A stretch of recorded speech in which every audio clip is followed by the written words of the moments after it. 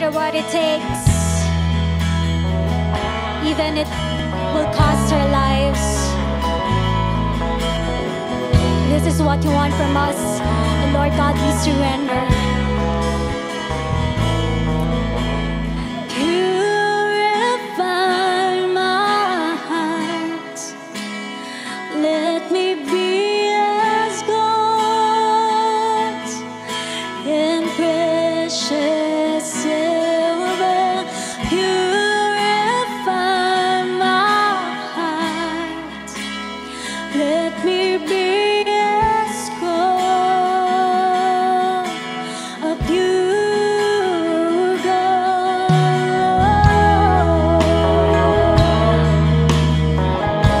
May this be your prayer today. May this be the desire of your heart. Come on, sing with us. Purify my heart, let me be as gold. As we come into His presence, ask the Lord, purify.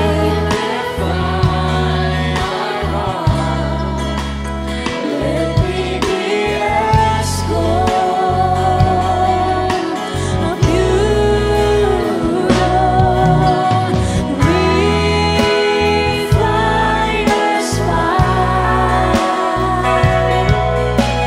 my heart's one desire is to be holy, set apart for you, Lord. I choose to be holy, set apart for you, my Master, ready to do your will.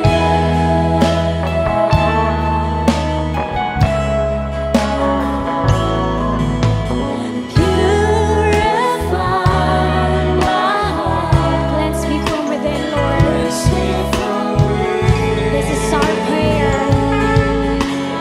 make me holy.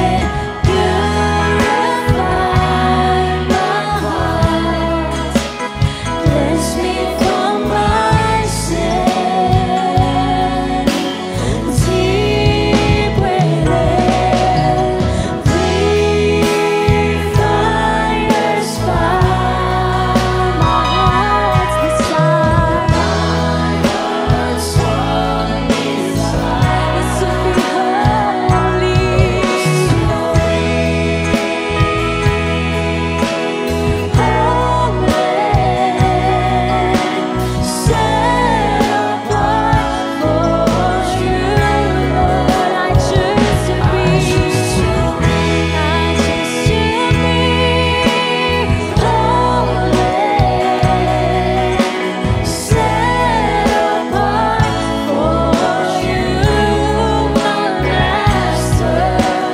Ready to do your will.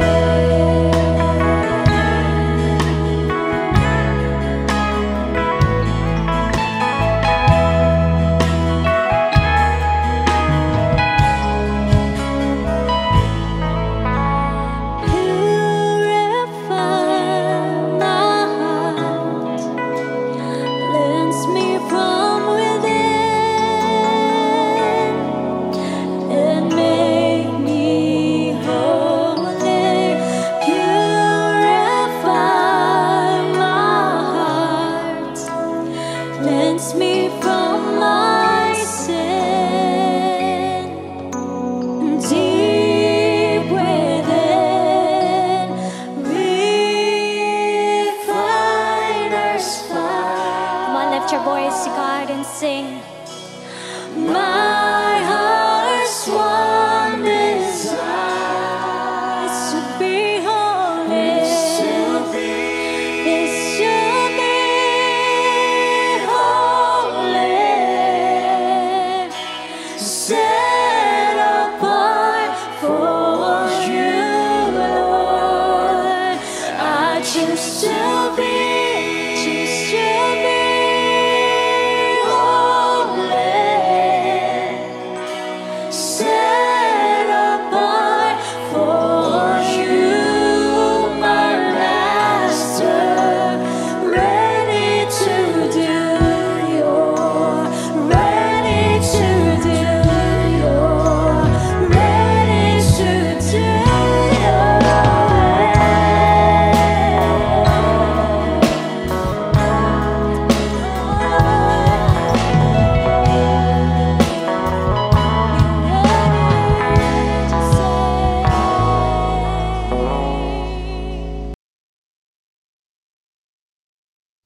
Purihin ng Panginoon. Praise the Lord. Pwede po bang magkaroon tayo ng virtual clap dyan? Mag-type kayo ng God is good all the time, and all the time God is good. Good morning, good noon, good afternoon, good morning, good noon, good afternoon, good evening. Saan man po kayong panig ng mundo ngayon, I just wanna greet you na napakagandang araw po ng linggo ngayon. At kagaya po ng lagi kong sinasabi, I hope that you are all doing well. Bago po tayong mag-start, pwede po bang pakitag natin yung ating mga invites, yung ating pong mga friends, yung ating pong mga kaibigan, yung ating pong family members, because napakaganda po ng ating pag-uusapan ngayon. Kagaya ng lagi ko pong sinasabi, ano man po ang ating mga pinagdadaanan, gusto ko po kayong sabihan na mas marami pa rin po tayong mga bagay na dapat pong ipagpasalamat sa ating pong Panginoon. Today po, ngayong umagang ito, ngayong tanghali, ngayong gabi, o ngayong hapon na ito, anong oras man po kayo nanonood, saan man po kayong panig ng mundo, tayo po ngayon ay nasa second topic na po sa ating brand new series for the month of April, entitled Meltdown. Can you type that in the chat? Meltdown. Napakaganda po ng season or ng series opener po natin last week. Pinag-usapan natin yung mga napaka-importanting bagay na kung minsan nagdudulot po sa atin ng meltdown. Ano po yung mga tamang response kapag tayo po ay parang nararamdaman natin? Nasubukan niyo na ba yun? Last week tinanong ko yan. Yung parang unti-unti kang nauupos na kandila sa dami ng yung pinagdadaanan, sa dami ng yung struggles, sa dami ng problems mo, financially man ito, relationally, emotional, ito ay spiritual. Lahat po tayo maraming conflicts and challenges na pinagdadaanan. Tapos samahan pa ng mainit na panahon. Nasubukan niyo na ba yun? Yung para kayong natutunaw, nauupos na kandila sa dami ng pinagdadaan ng problema. Yung ito'y parang bula na parang nawawala na yung ating mga kasiglahan sa buhay dahil sa bigat ng ating mga pinagdadaanan, o para tayong yung parang puno na unti-unti nang natutuyo. Well, hindi po kayo nag-iisa, because at some point of our lives, lahat po tayo ay dumaan po sa tinatawag nating pagme-meltdown. Pero ang malaking katanungan, paano po tayo mag-respond every time na nakakaramdam po tayo ng pagme-meltdown, yung pag sobrang down, sobrang challenging na buhay, paano po dapat ang response natin dyan? Now, I want you to open your Bibles with me sa Acts chapter 28, verse 1 through 6. Basahin po natin ito and then I'll explain the context. Sabi po ng verse 1, pwede pong i-type niyo sa comment section, I am ready. Kung ready na po kayo, pakinggan niyo po yung mga babasahin kong mga talata, sapagkat gusto kong maintindihan ninyo yung pinakabuod, yung pinaka-context, yung pinaka-background nito for you to understand saan nanggagaling yung story na ito. Now, sabi po ng verse 1, once we were safe on shore, we learned that we were on the island of Malta. Sabi po ng verse 2, the people on the island were very kind to us. It was cold and rainy, so they built a fire on the shore to welcome us.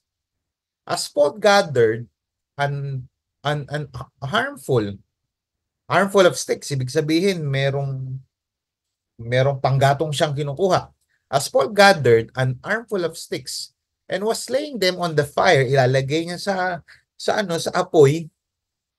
Sabi ng Bible, a poisonous snake, driven out by the heat, bit him on the hand. Sabi po ng verse 4, the people of the island saw it hanging from his head, agad, and said to each other, a murderer. Sabi nila, no doubt, though he escaped the sea, justice will not permit him to live. Bigat, no? Sabi po ng verse 5, but Paul shook off. Pwede po bang i-type natin sa comment section, shook off. Sa Tagalog po ng shook off na yan, pinagpag po niya. Pinagpag niya, winasiwas. Pinagpag niya yung snake into the fire and was unharmed, si Paul. The people waited for him to swell up or suddenly drop dead. Inaantay ng mga tao kung mamamatay kasi poisonous snake to eh. Sabi ng verse 6, but when they had waited a long time and saw that he wasn't harmed, they changed their minds and decided he was a God. Purihin po ang Panginoon sa pagkakabasa ng kanyang banal na salita. Ito pong Book of Acts were written by by Dr. Luke, at ito po yung account na kung saan sila po ay na-stuck sa island of Malta. Makikita nyo po dyan sa ating PowerPoint. Nag-prepare po ako ng mapa. Yan, na-stuck po sila dyan sa island of Malta. At yun, even today, tinatawag po ay na island of Malta. Alam niyo po, itong si Paul, siya po ay faithful witness ni Jesus Christ. At nagkaroon siya ng life-changing na talagang matinding pagbabago sa pamamagitan ng kapangyarihan ng ating Panginoon Diyos. From day one, from the day he met Jesus on the road to Damascus, until he gave his life for his Lord in Rome, talagang Paul was a mighty preacher. Talagang pinatunayan niya na talagang siya ay niligtas at binago ng ating Panginoon. Now, habang nakikita niyo yung map, tingnan niyo to, yung context na explain ko. Sa Acts chapter 27, yung binasa ko kasi kanina, Acts chapter 28, yung para makuha niyo yung istorya, nasa Acts chapter 27 yan, si Paul at saka yung kanya mga companions, they were caught up in a terrible storm. Merong matinding bagyo silang nakaharap. Everyone in the ship, yung kasama nila doon sa ship, akala nila mamamatay na sila. By the way, itong trip na yan ay trip ni Paul papunta po ng Rome. Yan, makikita nyo dun sa left side, nandun yung Rome, sa baba yung Malta. Diyan sila na-stuck sa chapter 28. Now, yung biyahe ni Paul, 2,000 mile na biyahe yan, papuntang Rome, mula po sa Caesarea, dun po sa right side ng mapa na nakikita nyo. So, to avoid open seas, so sa medyo gilid lang sila, sa coastline lang sila bumabiyahe. Kaya lang yung ship, dahil nga biglang nagkaroon ng storm, dinala sila hanggang doon sa island of Malta at doon na nga na-shipwreck yung kanilang sinasakyang sasakyang pandagat. Eh nagpadala si Lord ng angel para i-comfort si Paul at sinasabi na although na shipwreck sila, hindi sila mamamatay. Sabi yan sa Acts chapter 27. So the ship was lost in the storm, nawala yung ship, pero buhay pa rin naman sila. So, na-stuck sila dyan, at ang nangyari, kung mababasa niyo yung chapter 27, sila po ay 276. Lahat sila ay nandyan sa island na yan. And si Paul, yun na nga, binalikan natin kanina yung Acts chapter 28. Paul was helping to gather wood. Siyempre, kukuha ng panggatong. At biglang merong poisonous snake. Yun, yung kanina yung binasa na natin. May poisonous snake na kumagat sa kanya. And man, I tell you, ano pwede nating matutunan dito? Paul faced a real trial, yung talagang literal na trial, nung siya ay kinagat ng poisonous snake. Diyan sa island of Malta na yan, nung unang panahon, talamak dyan yung mga poisonous snake talaga. Kaya nga sabi ng mga nakakita doon, mamamatay na yan. Now, what can we learn from this? Figuratively speaking, sa ating pong mga buhay, meron ding mga poisonous snakes. Pwede bang i-type sa comment section? Poisonous snakes. Figuratively speaking, hindi ka man ngayon nakakagat ng mga literal na ahas, ng mga poisonous snakes, but figuratively speaking, sa ating pong Christian life, itong mga snakes na ito, itong mga poisonous snakes na ito yung mga lumalason sa ating isipan at pwedeng lumason sa ating puso na nagpapabagal. Listen to this, type sa comment section, nagpapabagal at pumipigil sa atin, pakitype pumipigil, nagpapabagal, pumipigil. Itong mga poisonous snakes na to, figuratively speaking, ito yung mga nagpapabagal at pumipigil sa atin para hindi tayo makagawa ng mga bagay na pinapagawa sa ating buhay ng ating Panginoon Diyos. But God in His mercy, makikita natin sa story, talagang hindi namatay si Apostle Paul. Now, itong poisonous snake na ito, pwede rin itong dumaan sa ating buhay. Hindi man ito literal, kundi figuratively speaking. Now, kaya lang, ginawa ni Paul, pinagpag niya ito. That is why today, this afternoon, this evening, this morning, nasa ka man panig, anong oras ka nakaka-attend niya sa ating virtual church, sa ating virtual service, join me in our message entitled, Overcoming the Poisons of Life. Overcoming the Poisons of Life. Paano ba natin, malaking katanungan, paano po natin i-overcome yung mga poisons of life na ito? How to overcome the poisons of life? Pakitype nga sa comment section, paano natin ma-overcome yung mga poisons of life na ito? Tingnan po natin sa verse 1, 2, at hanggang 3. Ano yung mga life applicable principles na pwede pong natin matutunan mula sa verse 1 hanggang verse 6. Itong island of Malta, story na ito ni Apostle Paul bago siya tuluyang pumunta ng Rome. At syempre, alam naman natin na sa Rome, doon na siya nakulong, and then all of us, after few years, doon na rin siya kinuha ang kanyang buhay sa pamamagitan ng martyrdom. Now, tingnan natin verse 1. Sabi ng verse 1, once we were safe on shore, we learned that we were on the island of Malta. The people of the island were very kind to us. It was cold and rainy, so they built a fire on the shore to welcome us. Siyempre, malamig, kinakailangan nilang magpainit. As Paul gathered an armful of sticks, mga panggatong, and was laying them on the fire, a poisonous snake, driven out by fear, dahil nga mainit, nararamdaman ng snake yung init, nabubulabog yung init, bit him on the hand. Number 1, paano natin ma-overcome yung mga poison ng buhay na ito? I don't know kung ano yung lumalason sa isipan mo, lumalason sa puso mo, marahil matinding takot, matinding problema, matinding hirap, matinding challenges, matinding pagsubok, di ko alam. But point number 1, shake off the poison of crisis. Ipagpag mo, pwede bang i-type natin sa comment section, ipagpag mo. When Paul was bitten, it was a moment of real crisis. The snake was poisonous and could have claimed his life. Yan ang pwedeng matutunan natin dyan eh.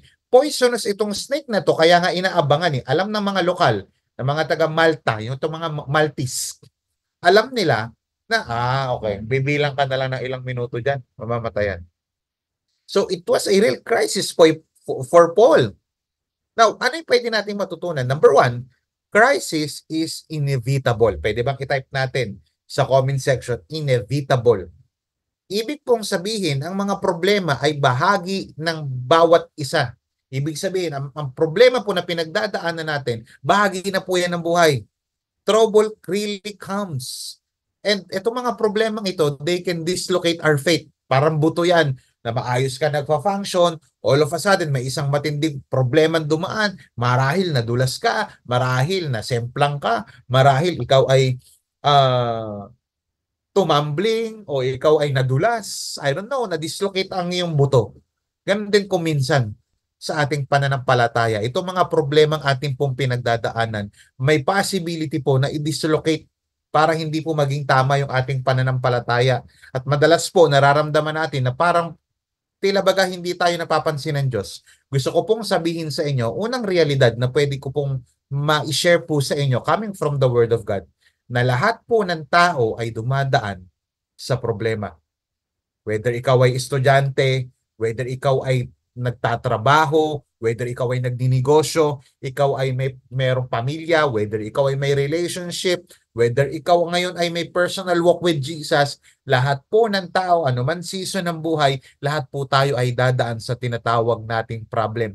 Can you type that in the chat? Problems. Kaya lang ang tanong, ano ang iyong response? Pangalawa po na pwede natin matutunan dito is crisis is no respecter of persons. Crisis is no respecter of persons. Of course, we know na si Lord po yung bahala doon sa God took care of the poison. Alam po natin yan. Makikita natin sa story na hindi namatay si Paul sa island of Malta. Kaya nga sabi pa nga ng mga tao, ito ay Diyos. It's siyang God. Alam naman natin na sa Rome namatay si Apostle Paul, pero merong problema. Crisis came. Ito, tignan nyo to ha. Dumating ang crisis kay Paul when he was engaged in doing good. Ibig sabihin, dumating yung problema kay Paul, dumating yung crisis kay Paul, nung siya ay nasa kalagitnaan ng pagsunod sa ating Panginoon.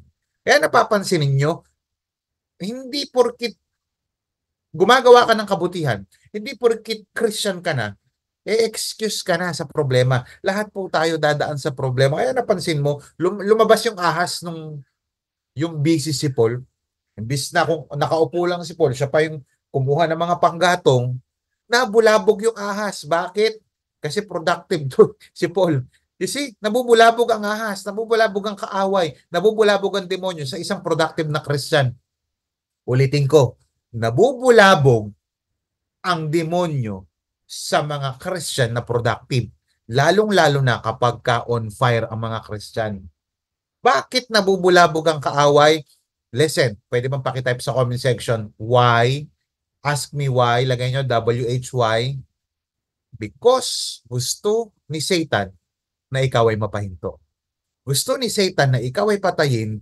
Gusto ni Satan na ikaw ay nakawan. Gusto ni Satan na ikaw ay gambalain. At minsan naiisip po natin na ang ating paniniwala dahil tayo faithful kay Lord, dahil tayo nagsuserve kay Lord, etong pagiging faithful natin kay Lord at pagsuserve natin kay Lord ay magmimistulang shield natin para hindi tayo dumaan sa mga pagsubok. Well, let me tell you this, nagkakamali po kayo. Hindi ko po sinasabing hindi ka ililigtas ni Lord. Ililigtas ka ni Lord. Hindi ko sinasabi na hindi ka kayang proteksyonan ni Lord. Kaya kang proteksyonan ni Lord. But the reality is, lahat po tayo ay dadaan sa mga pagsubok na magpapalakas, magpapanatili sa atin sa pananampalataya natin sa ating Panginoon. Hindi excuse si Job. Hindi excuse si Shadrach, Meshach, and Abednego. Sila yung inilagay sa malaking fiery furnace kung saan dahil sa ayaw nilang lumuhod sa rebulto na gawa ng hari, ayaw nila. Even si Daniel inilagay sa lions den. You see? Even si Elijah, even the disciples of Jesus, even si Lord Jesus Christ, siya na mismo, hindi siya naging excuse sa mga problema dito sa lupa. You see? Hindi porket nagsiserve ka kay Lord ay hindi ka nadadaan sa matinding pagsubok. Kaya lang, you need to shake off the poison of crisis. Ipagpag mo lang yan. Manampalataya ka sa Panginoon, kayang ayusin ng Panginoon ano man ang pinagdadaanan ng problema ngayon. Pwede bang mag-type tayo sa comment section ng amen? Palakpakan natin ang ating Panginoon. Point number 2. Ano po yung point number 2? Sabi po ng verse 4. The people of the island saw it hanging from his hand. Kita nila, nakaganon sa kamay. Sabi ng Bible, and said to each other, a murderer. No doubt, mamamatay tao yan. Marahil na nakaligtas siya sa karagatan. Justice will not permit him to live. Oh, grabe ah. Ano yung dapat po nating matutunan dito? Paano po natin ma-overcome ang poisons of life? Ano po yung number 1? Shake off the poison of crisis. Pangalawa, shake off the poison of criticism. Yung una, crisis. Pangalawa po, criticism. Ano po yung pwede natin matutunan dito? First, people criticize because it's hard to analyze. Bakit maraming tao nagki-criticize? Ang bilis mag-criticize. Mas mahirap, mas mabilis kasi mag-criticize kaysa mag-analyze. Imagine mo nung siya'y nakagat, sabi ng mga tao, wala yan. Ano yan? Mamamatay na yan. They were very suspicious people. At inassume nila na yung viper kinagat si Paul dahil masama to si Paul. Evil nga, sabi ng Bible, murderer, no doubt.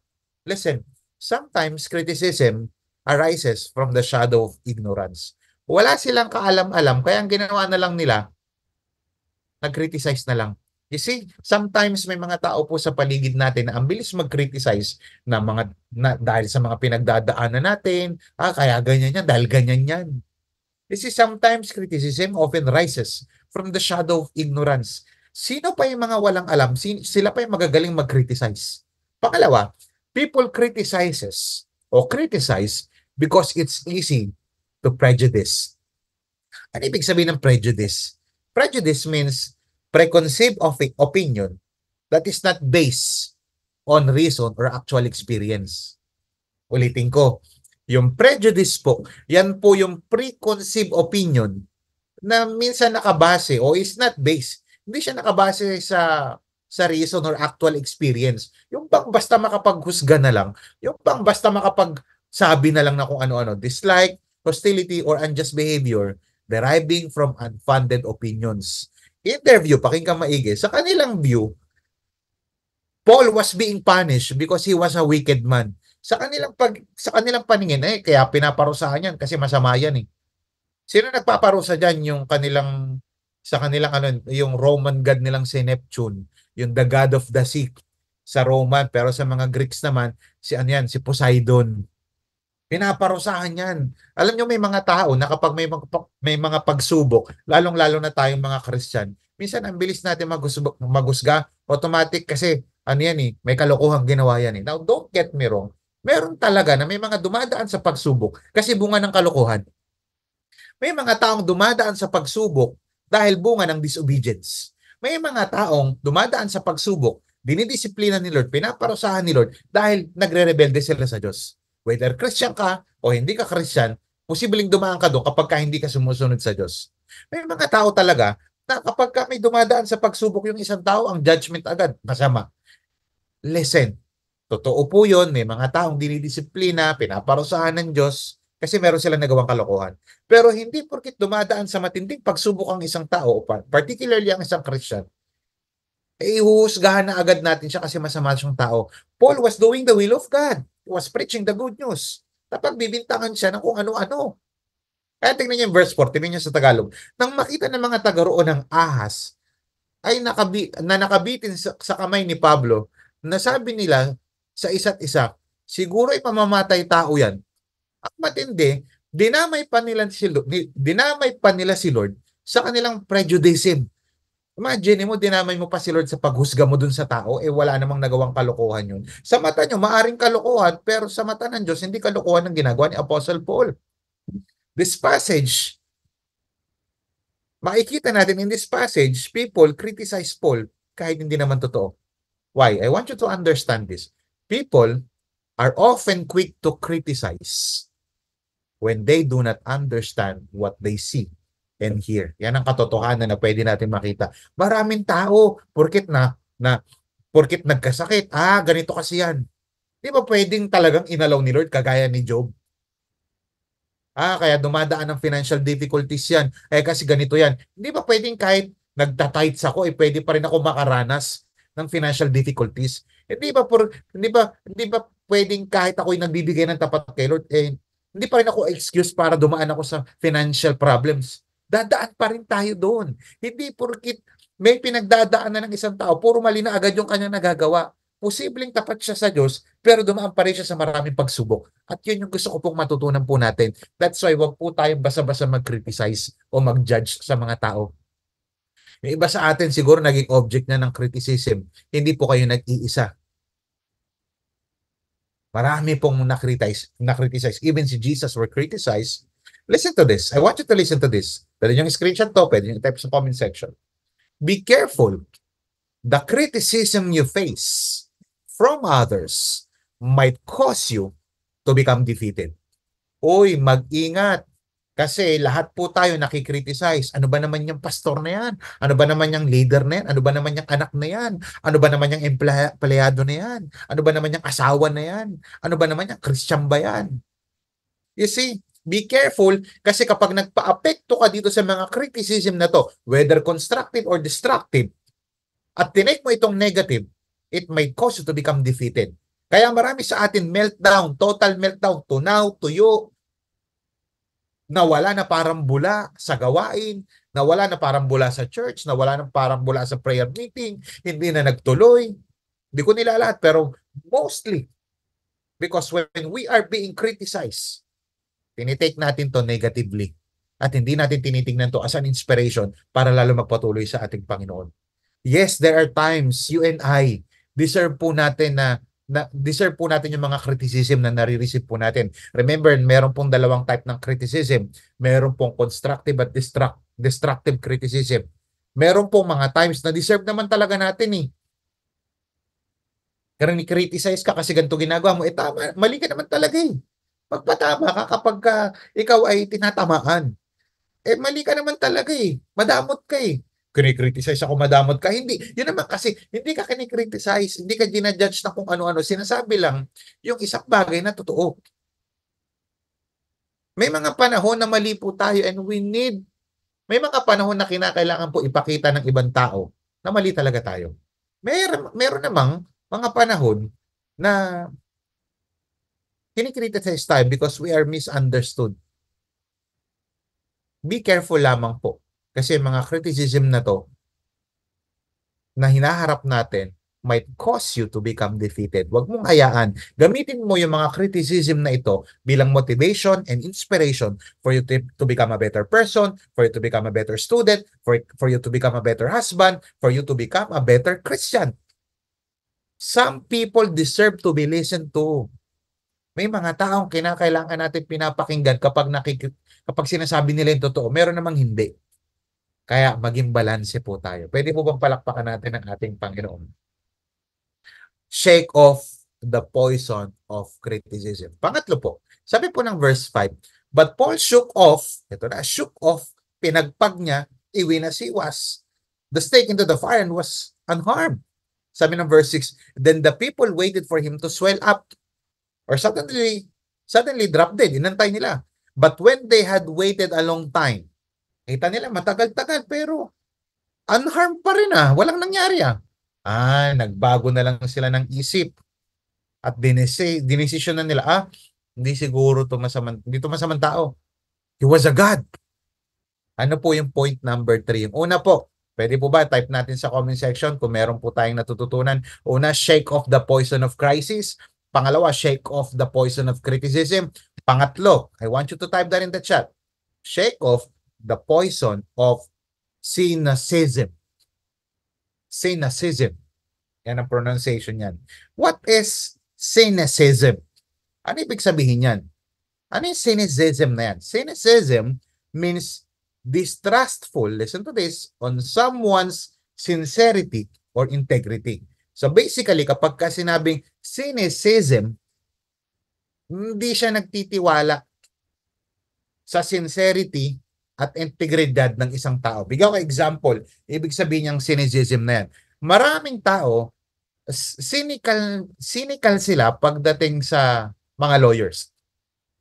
Hindi ako nagtitiwala dyan. Hindi ako nagtitiwala sa mga lawyers. Iba naman, nakakatawa lang pero hindi ako nagtitiwala, kalbo, masamang tao. Yan. Cynicism ang tawag doon.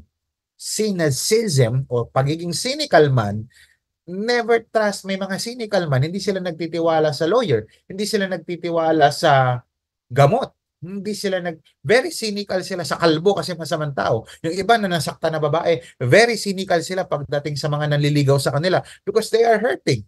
Pag sinabing cynicism, pwede rin natin tawaging pessimist o pessimism. Ang ibig sabihin nun, negatibo, nagiging negatibo sila sa isang tao, hindi sila nagtitiwala o isang pangyayari. Now, itong mga tao na nakasalamuhan ni Paul, sila ay cynical pagdating kay Paul. Hindi nila agad pinaniwalaan. Now, ano pwede natin matutunan dito? Some cynic o cynics are unkind. Number 1, some cynics are unkind. Sabi ng verse 6 sa Tagalog, basahin natin. Hinihintay nilang mamaga si Pablo. O kaya biglang mabuwal at mamatay. Intindi, no? Cynics are unkind.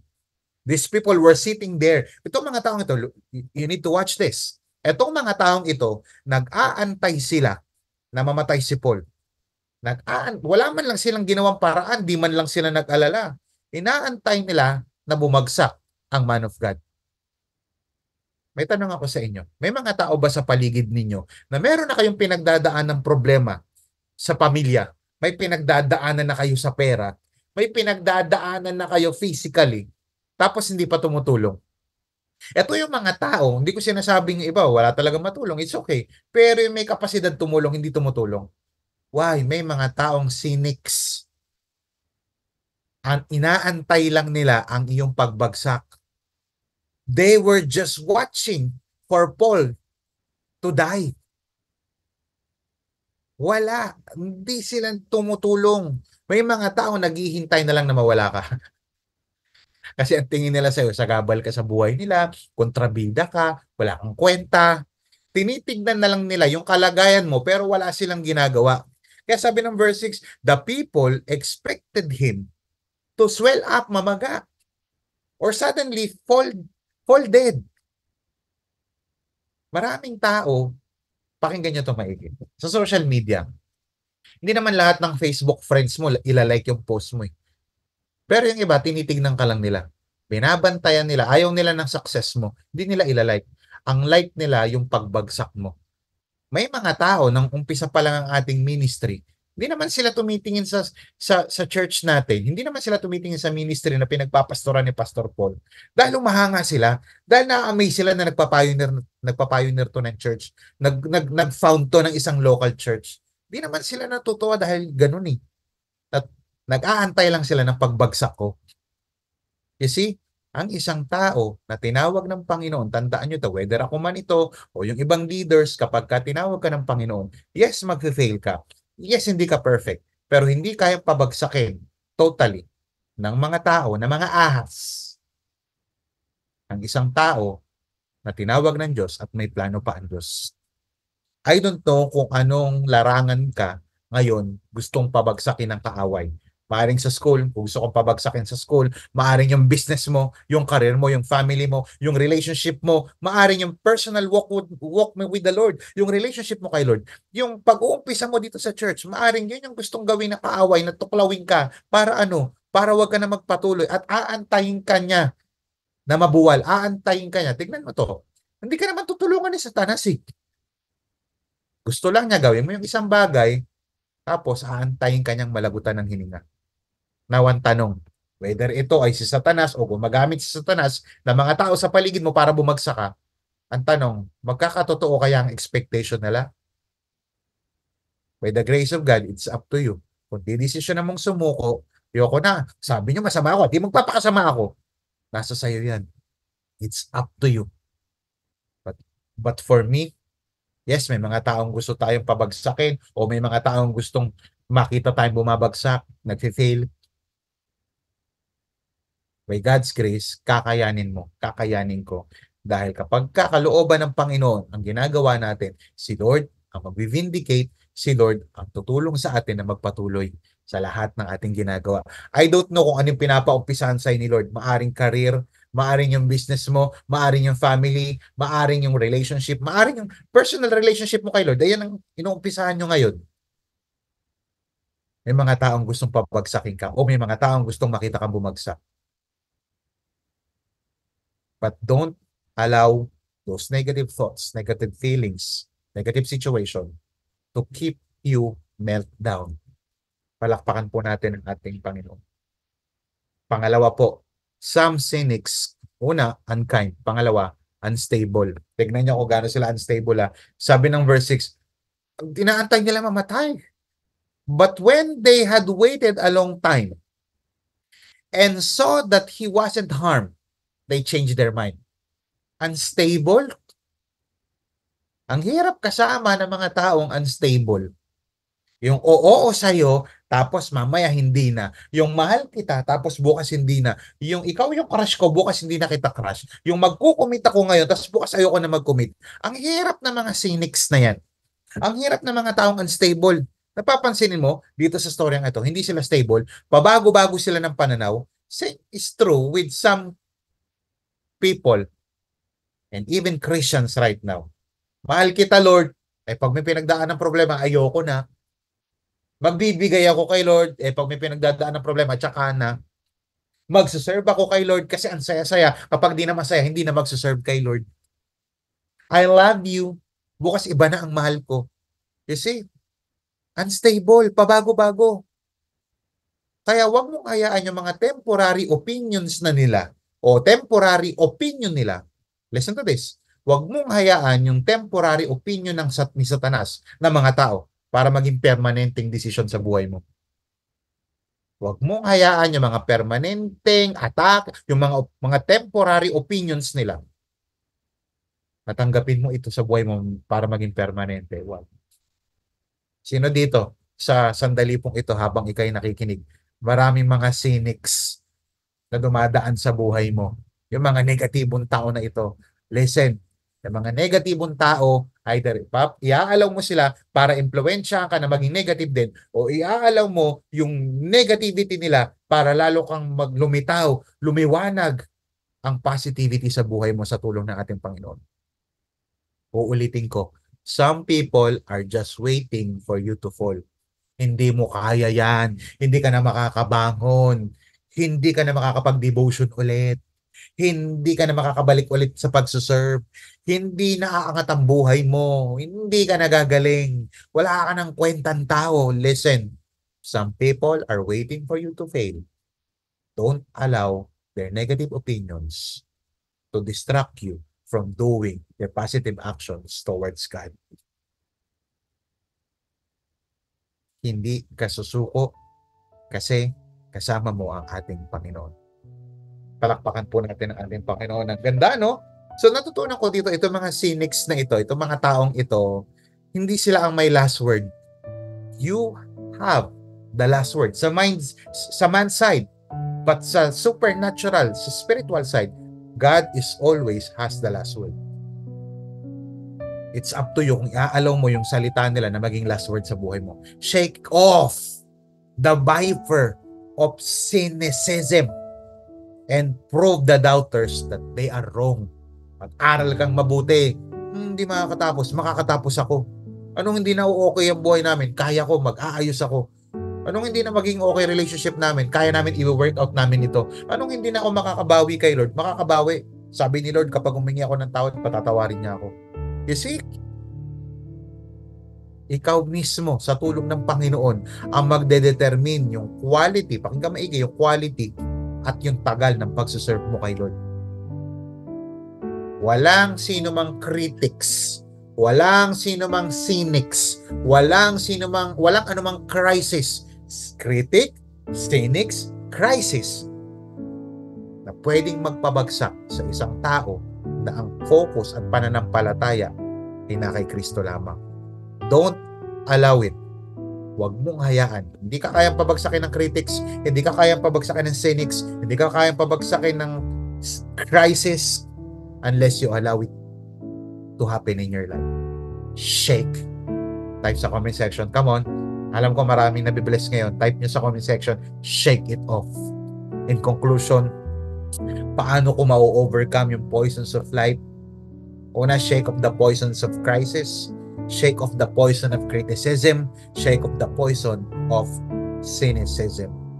Kapatid, shake off. Ipagpag mo yan. Ngayon, ipapagpag natin yan supernaturally. Let us pray. Heavenly Father, we thank you for this evening, this afternoon, this morning. Lord, I don't know kung anong personal na pinagdadaanan ng kapatid kong ito.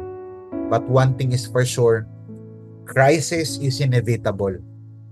Ang crisis po, lahat po walang pinipili yan. Man of God, woman of God, nananampalataya o hindi nananampalataya, lahat po kami dadaan po sa mga crisis. Lord, help us to shake off right now in the spirit. Come on, i-shake off niyan. Sabihin nyo, hindi ko tinatanggap yan, mga negativity na yan. Pupunuin ko ang isipan ko ng salita ng aking Panginoong Diyos. Shake off that poison of criticism.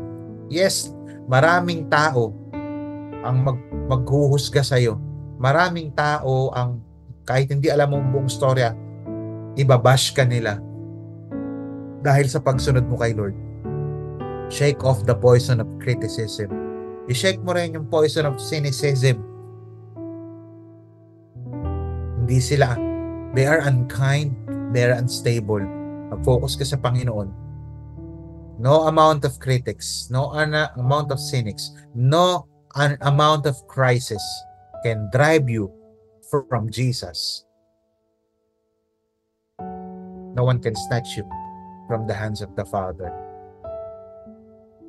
Kung ikaw ngayon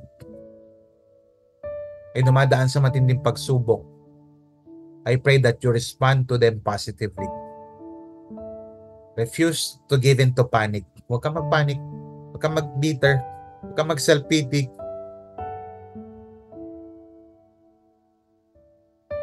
Ang kaaway gusto kang pabagsakin. Ang kaaway gusto kang padapain.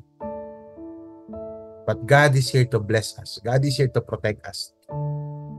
Shake it off and step up. Shake it off and step. Come on. Shake it off and step up.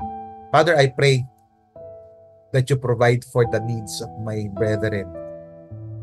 Whether it is restoration, renewal, healing, provision, i-provide nyo sa kanila. Lalong-lalo na po ang kaligtasan ng aming mga kaluluwa. If you're here for the first time, and if you want to have an eternal life, ask God for forgiveness. Sabihin mo, Lord, I admit that I'm a sinner. I need you in my life. I cannot save myself. My good works is not enough. Your good work on the cross is enough for me to be saved. Lord, I believe in you. I put my faith in you, not on my works. Lord, I confess that I'm a sinner in need of a Savior. Lord, starting today, mamumuhay akong kasama ka. Lord, magkukumit ako, mamahalin kita, susunod ako. Palaguin mo ako gamit ang simbahang ito, ang life group ko. I'm gonna commit to a life group. I'm gonna commit to this local church bilang sign ng aking pakikipag-isa sa inyo. God, ayokong malayo sa'yo. Tulungan niyo po ako. I am shaking off. Ano man yung ginawa ng kaaway sa akin, tinatalikuran ko to. At ngayon, ikaw na ang maghari sa aking buhay. Ito po aking dalangin sa pangalan ni Jesus. Amen and amen. Purihin po ang Panginoon. Praise God. Alam ko po lahat po tayo na bless.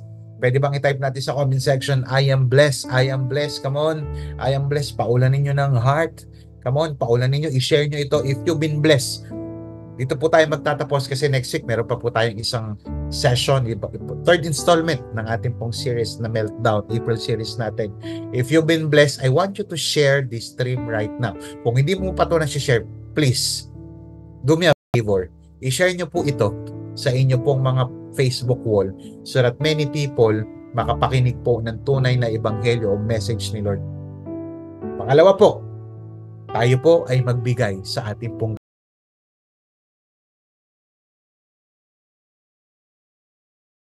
kung saan marunong pong magbigay. Diyan po sa comment section,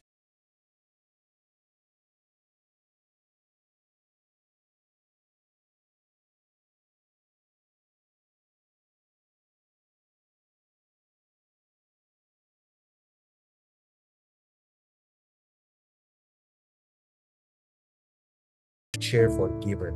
God bless you and see you po again next week.